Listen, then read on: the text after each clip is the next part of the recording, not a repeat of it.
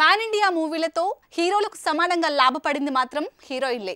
ఒక్క సినిమా 5-6 భాషల్లో సందడి చేయటం వల్ల క్రేజ్, ఇమేజ్ తో పాటు మార్కెట్ పెరిగింది.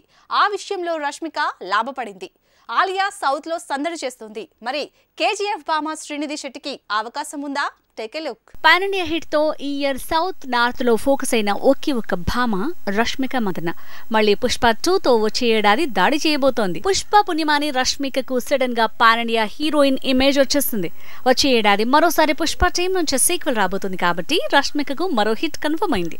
బాలీవుడ్ హీరోయిన్ ఆలియా భట్ కూడా RRR పుణ్యమాని సౌత్ లో కూడా వెలిగింది. ఆ సినిమా తర్వాత తారక్ తో జోడీ కట్టే ఆఫర్ ని ఆలియా పట్టేసింది. తమన్నా గతంలో బాహుబలి పుణ్యమాని పాన్ ఇండియా ఇమేజ్ ని ఆ తర్వాత ఆఫర్స్ ని అందుకుంది. అందుకే పాన్ ఇండియా మూవీస్ తో హీరోయిన్ ఫేట్ సడన్ గా మారటం కామన్ అయింది. పాన్ ఇండియా మూవీ కేజీఎఫ్ తో దేశవ్యాప్తంగా ఫోకస్ అయిన శ్రీనిధి శెట్టి KGF 2 తో అంతే సందడి చేస్తుందా? తమన్నా ఆలియా రష్మిక లాగా ఫోకస్ అవుతుందా అని అంటున్నారు.